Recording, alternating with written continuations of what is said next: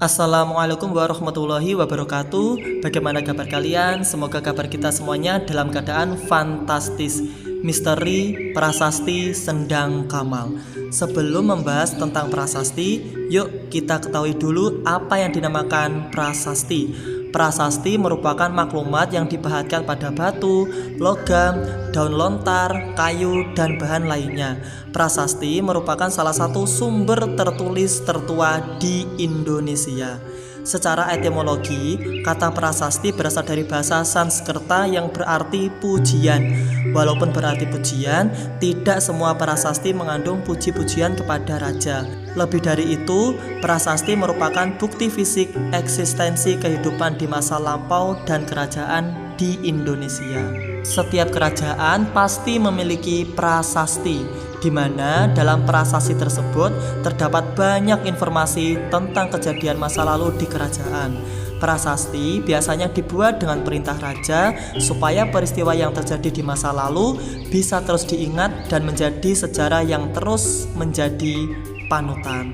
Setelah mengetahui prasasti, yuk langsung kita bahas misteri prasasti Sendang Kamal. Prasasti Sendang Kamal terletak di Desa Sumber atau Kraton, Mauspati, Kabupaten Magetan, Jawa Timur. Nama prasasti Sendang Kamal berasal dari nama pemandian yang terletak di dekat prasasti tersebut. Prasasti Sendang Kamal disebut juga dengan prasasti Kawambang Kulwan. Tentu saja dalam pembahasan prasasti itu berada di satu tempat dan tidak bisa dipisahkan dari pemandian. Prasasti Kawambang Kulwan terdiri dari 4 buah prasasti yang salah satunya disimpan di Museum Nasional. Prasasti itu bernomor D37. Prasasti Sendang Kamal adalah prasasti bercorak Hindu Siwa yang dibangun sekitar 70 tahun setelah pemerintahan Empu Sendok di Mataram kuno atau Medang. Saat itu, prasasti ini pun tidak banyak menemukan informasi tentang pemerintahan Raja Medang hingga Raja Erlangga. Tulisan dalam prasasti memudar, sehingga raja dan tahun prasasti dibuat tidak dapat ditemukan. Wow, sayang sekali ya. Sumber data pendukung adalah Kitab Wirata Parwa yang ditulis pada tahun 918 Saka, yang konon pernah diperintah oleh Raja Dharmawangsa. Prasasti tersebut memiliki keterangan informasi bahwa merupakan bentuk penetapan sima di Desa Kawambang Kulwan yang berupa sima swatantra dari Sri Maharaja Dharmawangsa Teguh yang dilanjutkan oleh Empu Dharma Sanggramawikranta dan diterima oleh Samgat Kanuruhan Empu Burung. Pahatan tulisan pada prasasti sudah aus dan sulit dibaca, sehingga kemungkinan masih terdapat banyak informasi lain yang ada di dalamnya yang belum bisa terungkap. Diam-diam batu kecil sederhana ini masih menyimpan begitu banyak misteri. Konon katanya 3 prasasti pernah akan dipindahkan, namun saat pemindahan dilakukan belum sampai di tujuan, batu tersebut sudah kembali ke tempat semula di Desa Sumber atau Kraton. Tidak diketahui pasti apakah berita itu benar, tetapi masyarakat meyakini bahwa siapa saja yang memindahkan batu itu dari tempatnya, maka batu itu akan kembali ke tempat semula. Dan siapa yang berani memindahkan batu itu akan terkena musibah atau kutukan karena telah berani memindahkan batu prasasti yang sakral tersebut.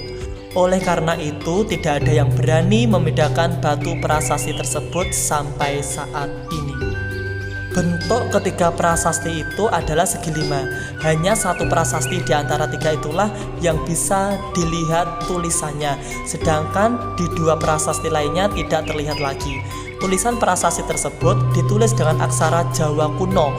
Dalam bagian bawah prasasti terdapat gambar bunga Padma atau bunga teratai. Bunga Padma menggambarkan bahwa prasasti tersebut bercorak Hindu. Dalam ajaran Hindu, bunga Padma dianggap sebagai lambang kesucian. Hal ini sesuai dengan latar belakang penulisan candi, yaitu sebagai tempat upacara suci yang diadakan. Tak jauh dari prasasti ada sebuah sendang atau kolam pemandian. Di prasasti terdapat pemandian Sendang Kamal.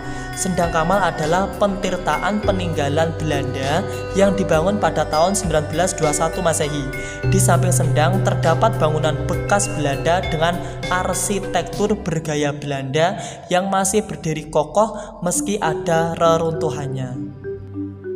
Bangunan ini dulu digunakan untuk tempat bersantai atau berganti pakaian setelah mandi di kolam pemandian. Pemandian itu bernama Sendang Kamal. Sendang Kamal pernah digunakan mandi oleh para putri kerajaan, kemudian di zaman Belanda digunakan tentara Belanda, bahkan juga pernah digunakan oleh Bupati Madiun. Dinamakan Sendang Kamal karena warna airnya seperti telur kamal. Telur kamal kini lebih dikenal sebagai telur asin dari telur bebek. Karena warna airnya seperti telur kamal yang berwarna putih kebiru-biruan, sendang ini pun diberi nama Sendang Kamal. Ada versi lain dari penamaan Sendang Kamal. Pemandian Sendang Kamal dinamai dengan cerita yang unik dan lumayan lucu. Dikisahkan bahwa suatu ketika ada seorang putri yang melepaskan 2 ekor bebek ke dalam sumur, dan bebek-bebek itu kemudian muncul di pemandian dan memunculkan banyak telur berwarna hijau kebiru-biruan. Telur bebek disebut juga dengan telur kamal. Oleh karena itu, pemandian ini disebut Sendang Kamal.